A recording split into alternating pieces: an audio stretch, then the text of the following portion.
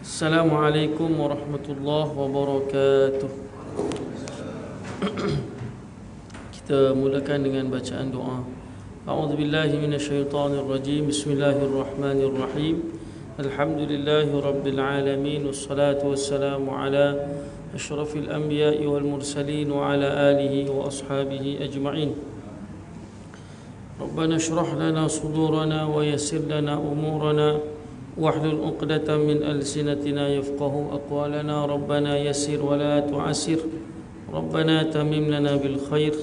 Rabbana zidna ilman warzuqna fahman.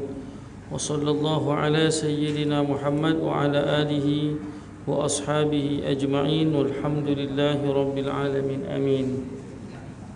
Alhamdulillah wa bihi nasta'in. Salatu wassalamu ala rasulihil karim Sayyidina Muhammad wa ala alihi wa ashabihi ajma'in.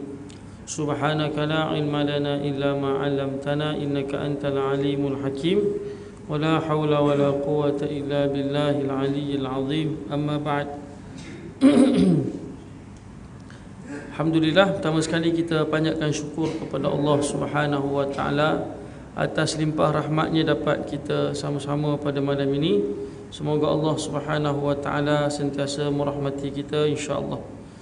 Muslimin dan muslimat, ibu ayah yang dirahmati Allah Subhanahu wa taala, sambungan kita daripada kitab An-Nasaihud Diniyah wal Wasayad Imaniyah li Syekhul Islam Al-Habib Abdullah bin Alwi Al-Haddad rahimahullahu taala. Nasihat-nasihat keagamaan dan juga wasiat-wasiat keimanan. Sambungan daripada nasihat yang berikutnya, wujubul amri bil ma'ruf wan nahyi 'anil munkar. Kewajipan menyuruh kepada ma'ruf dan kewajipan mencegah daripada munkar. Qauluhu ta'ala, qala al-muallif rahimahullahu ta'ala wa nafa'ana bihi wa bi'ulumihi fid dharain amin. Telah berkata pengarang kitab kita ni, moga-moga Allah Subhanahu wa taala memberikan manfaat kepada beliau. Allah Subhanahu wa taala berfirman dalam Al-Quran, wa ya'muruna bil ma'ruf wa yanhauna 'anil munkar wa ulaika humul muflihun. Dan mereka menyuruh kepada ma'ruf serta mencegah daripada kemungkaran, dan mereka itu adalah orang-orang yang berjaya. Tuan-tuan yang dirahmati Allah Subhanahu wa taala, ayat ini juga ada kaitan dengan ayat yang disebutkan oleh Allah Subhanahu wa taala, yang mana Allah taala berfirman, kuntum khaira ummatin ukhrijat linnas ta'muruna bil ma'ruf wa tanhauna 'anil munkar. Kata Allah Subhanahu wa taala, kalian adalah satu umat yang Allah Subhanahu wa taala keluarkan, khaira ummah, sebaik-baik umat. Tugas kalian adalah ta'muruna bil ma'ruf wa tanhauna 'anil munkar, iaitu menyuruh manusia melakukan kebaikan dan mencegah manusia daripada melakukan kemungkaran. Jadi itu adalah tugas kita. Kata Imam Al-Ghazali rahimahullahu taala, tugas yang paling besar sebagai seorang Muslim adalah menyuruh manusia melakukan kebaikan dan mencegah mereka daripada melakukan kemungkaran. Baik itu para anbiya yang Allah Subhanahu wa taala utuskan, tugas mereka adalah apa yang mereka sebut kepada umat mereka, u'budullah, sembahlah Allah, wajtanibut taghut, dan tinggalkanlah perkara-perkara yang taghut.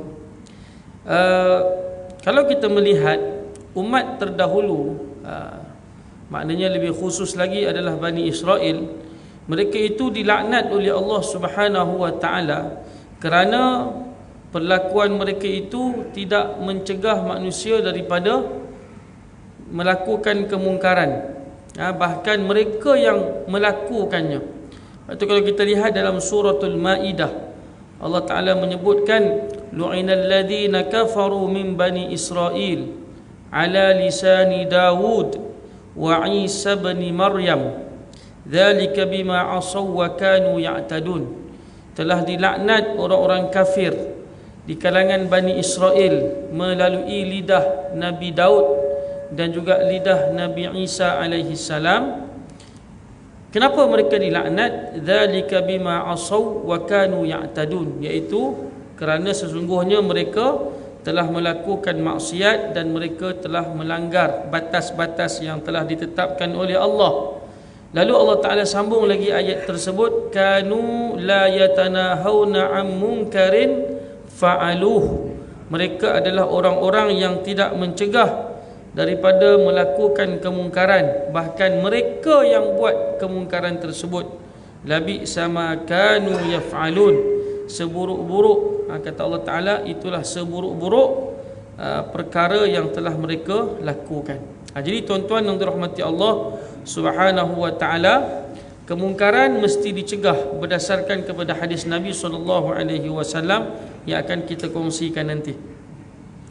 Baik, wal amru bil ma'ruf wan nahyu 'anil munkar min a'zami sya'airiddin. Kata pengarang kitab ni, dia kata menyuruh manusia melakukan kebaikan dan mencegah manusia daripada melakukan kemungkaran, itu adalah sebesar-besar syiar Islam.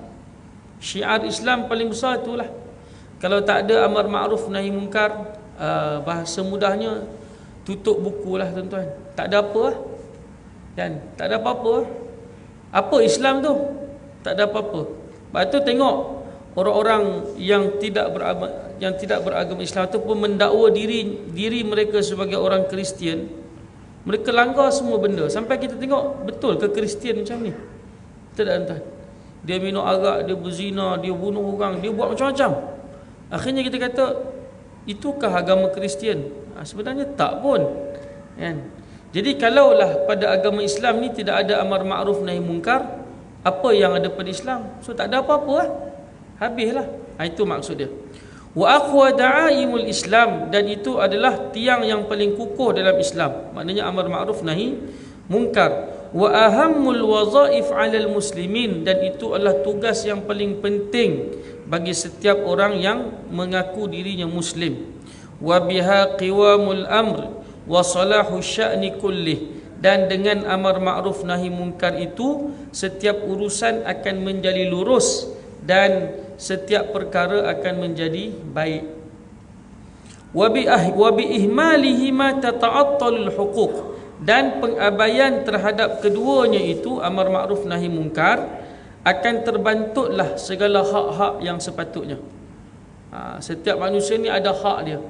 Tapi bila mana tidak ada amar ma'ruf nahi munkar, semuanya itu terbantut. Wa yakhfal haqq wa yazharul batil, maka akan tersembunyilah kebenaran serta akan jelaslah segala kebatilan. Baik, apakah yang dimaksudkan dengan ma'ruf? Ma'ruf ni apa dia? Kan? Ma'ruf ni apa dia? Benda baik tu apa dia? Dia kata ma'ruf ibaratun an kulli syai'in amarallahu bi fi'lih, iaitu setiap perkara yang Allah Ta'ala perintah untuk kita lakukan. Wa ahabba man min ibadihi al-qiyama bihi, dan Allah Ta'ala suka kepada hambanya yang melaksanakan perkara tersebut. Manakala mungkar pula, iaitu kullu syai'in karihallahu fi'lah, iaitu setiap perkara yang Allah Ta'ala benci untuk hambanya itu lakukan. Wa ahabba min ibadihi tarkuh, dan Allah Ta'ala suka kalau hambanya itu meninggalkan perkara tersebut. Jadi tuan-tuan yang dirahmati Allah Subhanahu wa ta'ala, antara tanda kehalusan, halus ni apa dia? Antara tanda sifat latif Allah Subhanahu wa ta'ala, maha lembutnya, maha halusnya, maha kasihnya Allah Ta'ala kepada kita, Allah Ta'ala campakkan dalam hati kita ni sukakan keimanan dan bencikan kepada ataupun bencikan keburukan. Tapi kalau masih lagi suka kepada kemungkaran dan benci kepada ma'ruf, maknanya ada something yang sangat-sangat teruk dalam hati kita. Baik itu dalam Al-Quran surah Al-Hujurat, Allah Ta'ala sebut wa habbaba ilaikumul iman wa zayyanahu fi qulubikum. Allah Ta'ala telah mencampakkan kecintaan dalam hati kamu terhadap iman dan telah menghiasinya dalam hati kamu dengan iman tersebut. wa karraha ilaikumul kufra wal fusuqa wal asyan. Dan Allah Ta'ala mencampakkan rasa benci dalam hati kamu itu terhadap al-kufra, kufur, wal fusuqa, kefasikan, wal asyan, kemaksiatan. Tiga-tiga benda ni Allah Ta'ala campaklah hati kita, sepatutnya kita tak suka. Tapi sebab apa? Ada juga benda tu. Kenapa ada juga? Bermakna ada perkara yang tak kena dalam hati kita. Sedangkan secara sunnahnya Allah Ta'ala dah campakkan iman, dah campakkan benci terhadap perkara yang negatif. Tapi masih lagi ada, maknanya ada yang tak kena dalam hati manusia.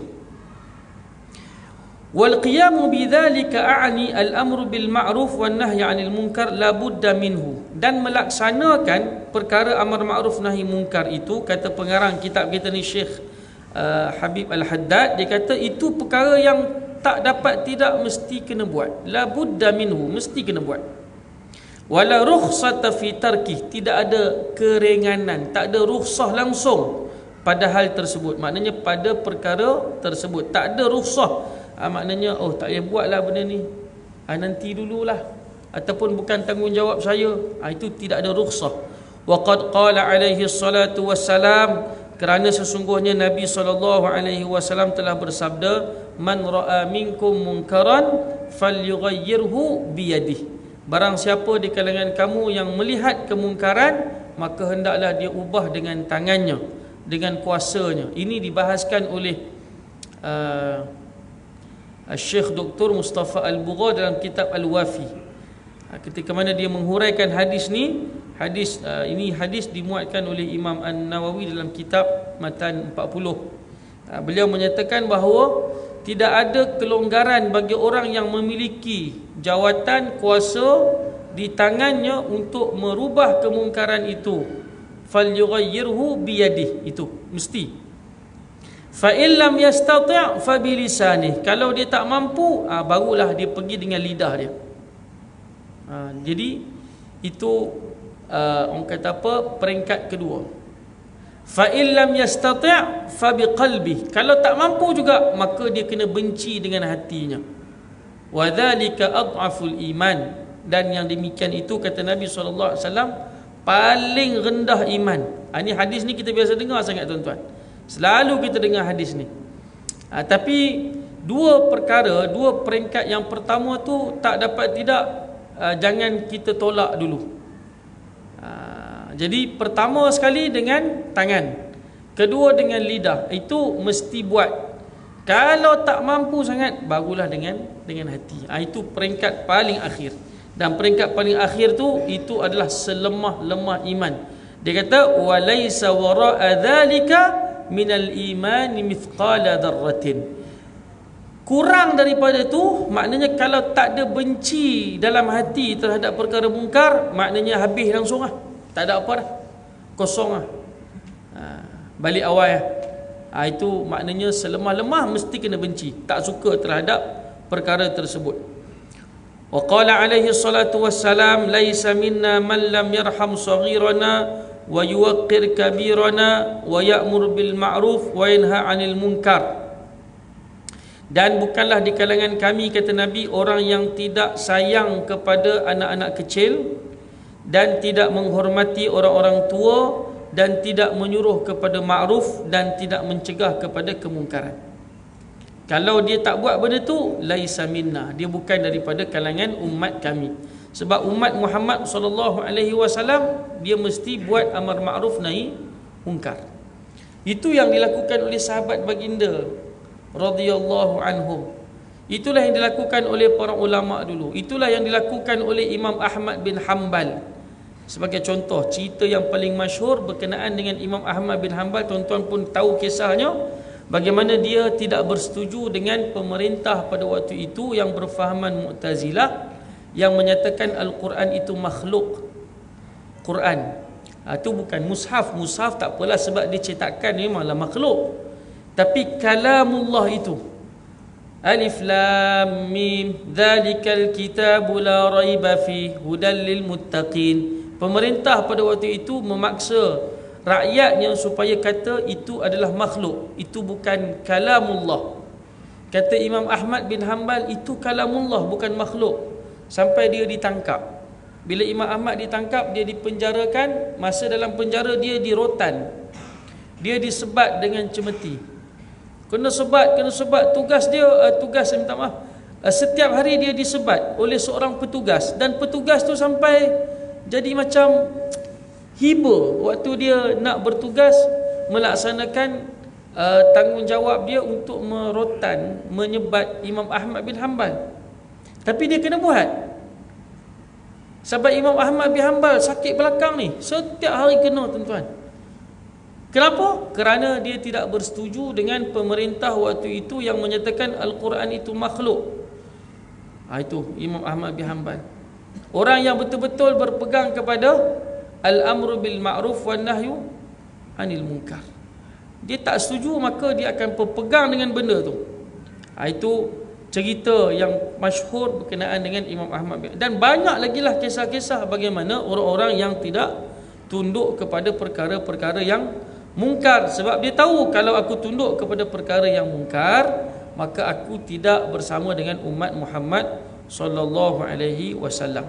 Wa qala alaihi salatu wassalam, walladhi nafsi biyadihi la ta'muranna bil ma'ruf wa la tanhawunna 'anil munkar wa la ta'khudhanna 'ala yadil zalim aw la yab'athanna Allahu 'alaikum 'iqaban min 'indih. Kata Nabi sallallahu alaihi wasallam, demi nyawaku di tangannya, yakni di sisi Allah azza wa jalla, kamu mesti melakukan amar ma'ruf dan kamu mesti melarang daripada kemungkaran, dan kamu mesti bertegas dengan orang-orang yang zalim. Kena tegas, kan? Ataupun kalau kamu tak buat benda tu, la yab'athanna Allahu 'alaikum 'iqaban min 'indi. Allah Taala akan bangkitkan kamu dalam keadaan dia azab kamu daripada sisi dia. Pilihan macam mana?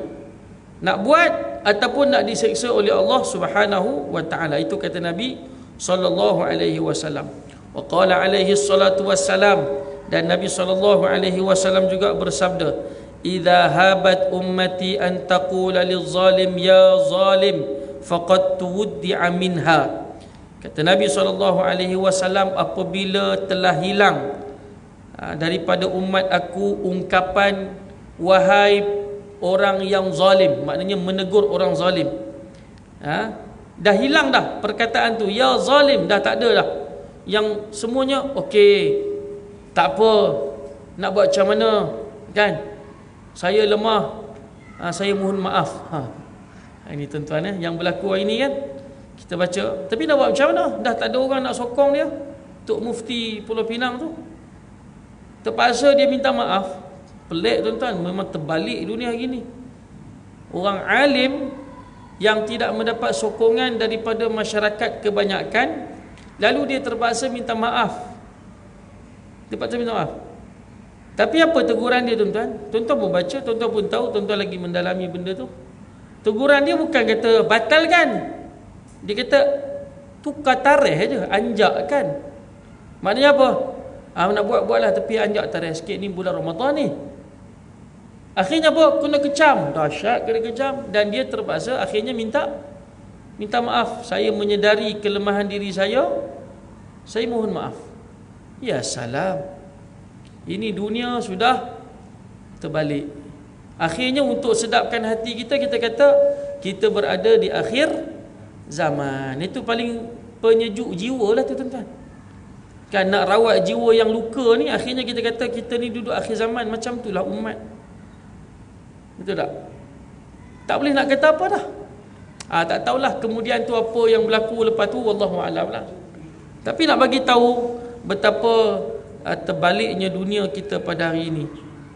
Kata Nabi SAW, nanti akan tiba, akan hilang di kalangan umat aku satu ungkapan, ya zalim, wahai orang yang zalim. Zalim ni bukan mesti pukul orang zalim. Zalim ni maksudnya apa? Zalim ini maksudnya zulumat, kegelapan. Zulmun itu kegelapan, gelap, duduk dalam gelap. Apa tugas Nabi kita SAW? Tugas Nabi kita mengeluarkan manusia daripada kegelapan kepada cahaya. Kan? Syaitan tugas dia apa dia? Syaitan tugas dia mengeluarkan manusia daripada cahaya kepada kegelapan. Itu tugas syaitan, bertentangan dengan tugas baginda Muhammad sallallahu alaihi wasallam. Maknanya tugas orang-orang yang mewarisi para nabi ni, yang disebutkan dengan Datuk Mufti apa semua tadi ni, tugas mereka tu macam tugas nabi, nak keluarkan manusia daripada kegelapan kepada cahaya. Itu pun bukan suruh batalkan. Saya tak pastilah dia kata konsert tu konsert untuk Palestin juga, donation. Tak apalah, itu dia punya cerita lah kan. Tapi nak bagi tahu sampai Datuk Mufti terpaksa minta maaf. Itu point dia tuan-tuan. Orang tak fokus lah apa konten dia punya konsert tu. Memang konsert-konsert yang kita tengok sekarang ni, ramai di kalangan artis kita dengan sempena perang tu, dia orang berdoa lah terpentas tu, tapi berdoa dengan pakai baju ketiak tu lah tuan-tuan. Tak tahulah Allah Ta'ala makbul ke tidak. Tak apalah, itu cerita dia lah kan. Kita bukan nak petikai Tuhan tu tak dengar dia punya doa tu, tak. Tapi nak bagi tahu pertembungan tu kan, perbahasan ni dari sudut pertembungan. Jadi maknanya apa tuan-tuan? Bila tiba waktu yang macam itu, kata Nabi sallallahu alaihi wasallam, faqad tuwti'a minha. Maknanya apa? Telah hilanglah kebaikan pada umat itu dan ia menghampiri dana halakuha, telah menghampiri kemusnahan. Memang hampir sungguh kita dengan kemusnahan. Tak biar cerita banyaklah. Maknanya kita dah hampir. Tapi bukanlah bermakna kita berserah pasrah macam tu, biar kita musnah sebab kita duduk akhir zaman ustaz. Kita biar je lah. Bukan. Kena buat kerja macam biasa, kena buat dakwah macam biasa, kena buat perubahan macam biasa, kena mujahadah macam biasa. Sebab yang akan ditanya kepada kita adalah amalan kita. Wa qul i'malu fasayarallahu amalakum wa rasuluhu wal mu'minun wa saturadduna ila alimil ghaibi wasyahadah fayunabbiukum bima kuntum ta'malun. Kan, katakan oleh engkau wahai Muhammad, i'malu, beramallah, buat kerja. Apa kerja kita? Itulah tadi, kuntum khaira ummatin ukhrijat linnas ta'muruna bil ma'ruf wa tanhauna 'anil munkar. Itu tugas kita. Kan? Selain daripada kita sembahyang masjid surau, selain daripada kita membela anak kita, kita bagi nafkah pada isteri kita, anak kita, keluarga kita, selain pada tu tugas kita paling besar adalah amar ma'ruf nahi munkar. Pada siapa? Dua khutbah 2 minggu lepas ke 3 minggu lepas, saya ingat ya. Berkenaan dengan apa? Tanggungjawab. Kullukum ra'in wa kullukum mas'ulun an ra'iyatih.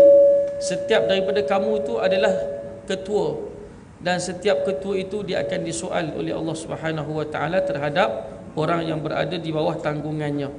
Tu kita tu tuan-tuan, kita tu. Saya, tuan-tuan, ibu ayah sekalian. Baik, kemudian dia nak nasihatkan kita dengan nasihat yang berikutnya, at-ta'allulat al-batilah fi tarkihima. Apa maksud dia? Alasan-alasan yang batil berkenaan dengan meninggalkan amar ma'ruf nahi munkar. Kadang-kadang bila kita tinggalkan amar ma'ruf nahi munkar, kita ada alasan dia. Alasan dia satu begini, dua begini, kita tak mampu, kita ni begini, kita ni bukan kerajaan, kita ni bukan ada jawatan, kita ni begini, kita ni tak mampu, macam-macam lah, banyak alasan. Itu dipanggil at-ta'allulat al-batilah, alasan-alasan yang batil. Baik, apa kata pengarang kitab ni? Wala yaqbalullahu ta'ala al-a'dzar al-baridah. Allah Ta'ala tidak terima alasan-alasan keuzuran-keuzuran yang sejuk beku. Dipanggil al-baridah ni maksudnya sejuk, alasan yang tak masuk akal lah. Wa ta'allulat al-kadhibah allati yata'allalu biha abna' az-zaman fi tarkil amri bil ma'ruf wa nahyi 'anil munkar. Serta Allah Ta'ala tak terima alasan-alasan tipu yang umat pada hari ini duk sentiasa bagi alasan dalam meninggalkan amar ma'ruf nahi munkar. Wa dzalika ka qaulihim innahu la yuqbal minna mahma amarna aw nahaina. Ada yang kata orang tu kalau aku tegur macam mana pun dia takkan terima punya. So tak payah tegurlah, diam jelah. Macam tu. Itu antara ungkapan yang kita sentiasa sebut. Au annahu yahsulu lana biwasitatil amri wan nahyi adza la nutiquhu. Ada juga yang menyangka bahawa kalau dia membuat amal makruf nahi mungkar, maka nanti dia akan ditimpa dengan satu kesakitan yang dia tak mampu nak tanggungnya. Sekejap lagi kalau aku tegur dia, sekejap lagi kalau aku suruh dia, ajak dia semayang, sekejap lagi dia pukul aku. Itu andaian-andaian. Kan? Orang tak pukul lah. Kan? Setakat saya duduk semayang Jumaat sini, duduk tengok siapa tu, Tuan Haji Nordin, duduk bagi teguran-teguran, tak ada siapa main terpa pi tampak dia, tak ada. Dia duduk tegur parking kan. Saya pernah dengar tegur parking. Tu kasarnya Tuan Haji ni. Tapi tak ada pun orang datang tegur, pukul dia, tak ada. Kan? Yang ada dekat Kuantan lu, Tok Imam tengah semayang, kena penampar dia belakang kan. Itu pun sebab tak waras. Tapi setakat tegur benda tu betul, tak ada siapa marah kadang-kadang. Betul juga. Kan? Memanglah kita bila orang tegur kita, ada salahnya aku ni kan. Kita akan fikir macam tu. Jadi kalau kita bagi alasan, kalau aku buat macam ni nanti aku kena teruk ni. Itu kata dia ta'allulat al-batilah. Alasan-alasan yang batil. Wa ashbahu dhalika min tawahumat man la basirata lahu. Dan seumpamanya andaian-andaian yang cetek, yang benda tu tak masuk akal pun. Wala ghirata ala dinillah. Sebenarnya hakikat orang yang tak buat teguran ataupun tidak mengajak manusia melakukan kebaikan itu, dia kata apa? La ghirata ala dinillah. Orang itu tidak ada pun rasa jealous, cemburu agama Allah Ta'ala itu dinodai. Itu sebenarnya. Andai katalah ni, kita ambil contoh yang hiduplah depan kita. Andai katalah tak ada para pejuang Palestin yang pergi serang 7 Oktober tu, maknanya apa? Dunia Islam ni memang apa dia kata istilahnya, memang habis lah. 7 Oktober tu menyebabkan manusia seluruh dunia bangkit, sedar bahawa Palestin tu wujud. Ada Palestin rupanya. Yang akan dah habis lah. 7 Oktober tu menyebabkan orang Islam merasakan bahawa Masjid Al-Aqsa itu patut kita selamatkan. Dulu ingat semua negara dah habis dah. Serah tengkok dekat Amerika, serah tengkok dekat Israel. Sampai Israel punya apa nama ni, dia punya dia panggil apa? SB dia panggil apa? Itulah kan. Dia kata dia marah ni, dia marah.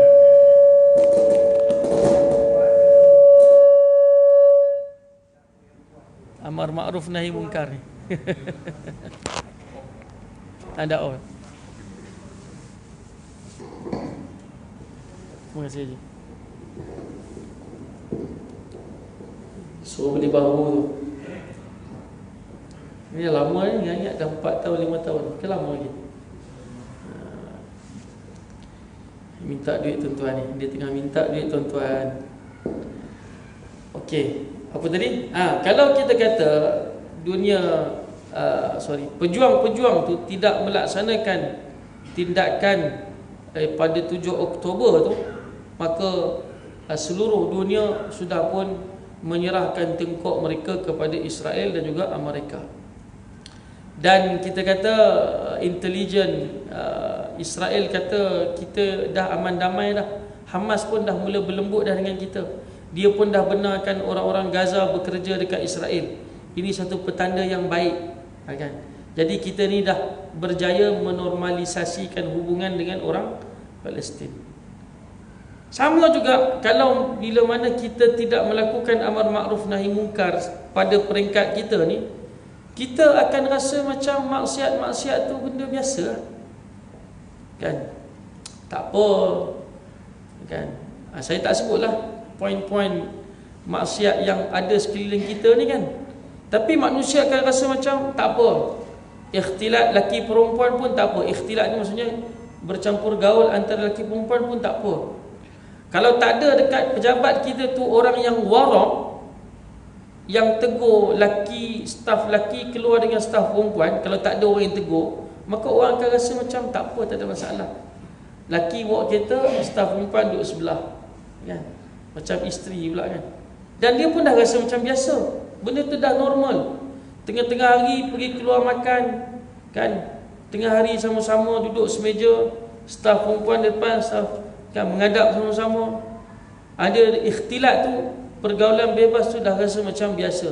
Tapi kalau ada orang yang tegur, dia tak betul ni cara ni, tapi dengan cara yang baik lah. Teguran tu mesti dengan cara yang baik kan, bil hikmati wal mau'izatil hasanah. Maka orang akan faham, oh tak boleh rupanya, tak boleh. Tapi kebanyakan apa nama ni, tempat kerja, benda tu dah jadi biasa. Betul tak? Staf perempuan keluar dengan staf lelaki naik satu kereta atas alasan kerja. Memang dia tak bincang pun pasal rumah tangga dalam tu, dia tak pun bermesra apa. Tapi benda tu dah jadi biasa. Soalnya benda tu halal tak dalam Islam? Kita pun jadi macam nak jawab halal tak halal. Benda tu tak boleh dalam Islam. Tapi sebab benda tu dah jadi benda dah normal kan? Bila orang bangkitkan, oh tak boleh ke? Tak boleh lah kan? Tak boleh lah. Jadi maknanya mesti ada seorang yang disebutkan oleh Allah Ta'ala dalam Al-Quran tadi, kuntum khaira ummatin ukhrijat linnas, yang mesti keluarkan suara dia untuk menyatakan benda tu tak betul. Hari ni mak bapak kadang-kadang minta maaf lah tuan-tuan. Saya anak saya kecil lagi, tak sampai lagi tahap tu, tapi mengharapkan ia tak berlaku lah. Mak bapak jadi macam tak apa kalau bukan tuan-tuan lah, tempat-tempat lain lah kan. Mak bapak tak kisah kalau anak dia tu ber-message, ber-WhatsApp dengan lelaki lain. Pada dia biasalah, anak muda sekarang. Tengok, itu benda apa sebenarnya tuan-tuan? Kita nak kata apa sebenarnya? Tak apa, tunang dia datang ambil, pergi beli barang sama-sama. Ni apa ni? Kan? Ahadha dinuna, adakah ini agama kita? Sebab tu bila ada orang usik sikit, dia benda dah jadi normal. Bila diusik, dia akan melenting. Itu sebab berlaku dia tak boleh terima teguran tu. Tapi kena buat tak? Kena buat. Dan kita tak boleh bagi alasan, oh tak apa, orang dah jadi biasa, dan dia pun bukan buat benda apa pun, sakat sembang hal kerja. Ini tuan-tuan, ini ta'allulat al-batilah, alasan-alasan yang batil, yang akhirnya dia akan mendiamkan kebatilan. Itulah yang disebutkan oleh Nabi SAW, kalau kita tinggalkan, faqad tuwuddi'a minha, kita menghampiri kemusnahan. Na'udzubillahi min dzalik. So kena tengok balik tu yang orang nak pergi, minta maaf sebut kan, orang nak pergi bersilat dekat Masjid Nabawi tu kan, ada tular video tu kan, ramai orang tak setuju. Lepas tu ada seorang tokoh pun tak setuju juga. Dia kata kalau macam tu akan datang takut-takut nanti orang lain pergi bawa masuk benda lain pula, lagi dahsyat lagi dahsyat lagi. Jadi benda tu awal-awal dia dah letaklah dia punya, bukan nak kata salah pergi bersilat dalam tu, nak bersilat lah. Sebab Nabi SAW pun ada waktu dia, Nabi berlatih perang dengan sahabat dalam masjid kan. Tapi tengok waktu dan juga keadaan lah. Ala kulihan, benda tu benda yang kalau perlu ditegur, mesti ditegur. Tak boleh sampai nanti bila dah dia jadi normal, akhirnya bila kita tegur, manusia kata benda tu dah biasa. Macam hari ni lah tuan-tuan kan? Macam hari ni tuan-tuan tengok, tuan-tuan pun boleh tahu antara benda tu baik ataupun tidak. Tapi kita nak tegur ke tidak, itu takut. Sebab apa? Bila benda tu dah jadi normal, akhirnya susah untuk ditegur. Islam kata tak boleh, kena awal-awal lagi buat teguran. Wa innama yajuzu sukut 'inda tahaqquqi wuqu'il adzal kathir. Kata pengarang kitab kita ni, Syekh Al-Habib Al-Haddad, dia kata boleh kita diam daripada kemungkaran kalau benar-benar kita pasti akan timbul perkara yang menyakitkan. Au tayaqqana 'adamul qabul, dan kita betul-betul yakin orang ni memang jenis kerah kepala, tak apa, kita biarkan. Ibarat macam Nabi SAW diminta oleh Allah Subhanahu Wa Taala dalam ayat yang kita duk baca, fadzakir innama anta mudzakkir lasta alaihim bimusaitir. Kata Allah Taala kepada baginda Nabi SAW, innama berikanlah peringatan, innama anta mudzakkir, hanya saja engkau itu pemberi peringatan, kan? Lasta alaihim bimusaitir, kamu tak boleh paksa dia. Dalam kisah Abdullah bin Ummi Maktum, tuan-tuan pun dah baca kisahnya, macam mana boleh turunnya ayat daripada surah Abasa wa Tawalla sampai 16 ayat tu. Apa punca dia, tuan-tuan? Kan Nabi SAW punyalah sangat nak mengharapkan penerimaan dakwah. Maknanya orang-orang Quraisy ni ada 6 orang Quraisy yang disebutkan nama dalam kitab sejarah. Nabi betul-betul jumpa dia orang ni, Nabi betul-betul nak mereka ni beriman. Lalu bila datangnya Abdullah bin Ummi Maktum jumpa Nabi sallallahu alaihi wasallam, minta, ya Rasulullah, alimni ma 'allamaka Allah, tolong ajarkan aku apa yang telah Allah Taala ajarkan kamu. Nabi kita tak pandang dia, Nabi kita beralih dalam keadaan raut wajah Nabi berubah, dan Nabi terus menyampaikan dakwah kepada orang-orang musyrikin tadi ni, mengharapkan sangat orang musyrikin tadi memeluk agama Islam. Lalu turunlah ayat abasa wa tawalla an ja'ahul a'ma wa ma yudrika la'allahu yazzakka, telah masam muka dan telah berpaling ketika mana datangnya seorang buta, kan? Mana tahu, kata Allah, orang itu akan mendapat manfaat kebaikan daripada engkau. Sampailah habis, kata Allah SWT dalam surah Abasa tu, tuan boleh tengok 16 ayat yang pertama tu. Teguran Allah, maknanya apa? Jangan layanlah puak-puak 6 ni, sebab apa? Mereka ni memang tak mau terima pun. Jadi kalau kita yakin orang tu bila ditegur tak akan terima, maka tak apalah, kita biarkan saja. Tapi kalau ada kemungkinan dia terima, maka kewajipan kita mesti laksanakan teguran tersebut. Sebab tu Tok Mufti tu, patah balik kita Tok Mufti tadi kan. Tok Mufti tu tegur sebab yelah tu orang Islam kan, harap-harapnya dia terima. Tengok-tengok dia balas balik, dia balas balik, kawan minta maaf. Ala kulli hal, wal ajabu anna ahadahum idza shutima aw ukhidha min malihi walau shay'an yasiran tadhiqu alaihi ad-dunya wa la yumkinuhu sukut. Dia kata yang peliknya manusia ni, kalau ada orang maki dia, ada orang ambil harta dia walaupun sikit, dia punya dunia ni jadi sempit sampai dia tak boleh duduk diam. Wala yata'allal bi syai'in min tilka at-ta'allulat allati yata'allalu biha fi sukuti 'alal munkarat, dan dia tak bagi alasan pun untuk tegur kawan tu, bergaduh kawan tu. Kita ada orang langgar kita calar sikit, dia punya melenting tu kan, sampai tahap kalau boleh nak bergaduh dengan kawan tu kan, nak bergaduh, marah sungguh. Dan dia tak bagi alasan, orang tu badan sado ke, orang tu kuat ke, dia ada ramai geng ke, yang penting aku puas hati, aku bergaduh dengan dia, aku nak minta balik hak aku. Itu kata dia. Peliknya ada manusia macam tu. Fahal li hadha muhmal, adakah ini boleh diterima, kata dia. Iaitu ketika mana agama ini dinodai, dia boleh duduk senyap saja. Kan? Saya nak tutup dengan satu kisah akhir zaman. Dalam hadis Nabi SAW, Nabi kata akan tiba akhir zaman nanti. Tak tahulah akhir zaman, Nabi tak sebut tahun berapa, tapi Nabi sebut akan tiba satu zaman, satu waktu ketika mana kamu berada dalam zaman zina ni sangat melata, dan tidak ada orang yang mampu nak tegur zina itu. Dia hanya mampu kata apa? Tolong buat tepi-tepi sikit boleh tak? Takat tu boleh kata. Ni nampak jelas sangat ni, orang nampak malu, pergi buat kat belakang-belakang sikit. Itu yang hanya mampu disebutkan ataupun ditegur kepada orang yang melakukan maksiat. Akan tiba zaman tu. Tak tahulah zaman sekarang ni dah ada macam tu. Dan moga-moga Allah Taala selamatkan kita daripada fitnah yang macam tu. Insya-Allah kalau ada kesempatan kita sambung dalam perkongsian yang akan datang. Yang baik itu daripada Allah Subhanahu Wa Taala. Terkasar bahasa, mohon maaf. Kita akhiri pertemuan kita dengan bacaan doa. Auzubillahi minasyaitonirrajim. Bismillahirrahmanirrahim. Alhamdulillahirabbil alamin.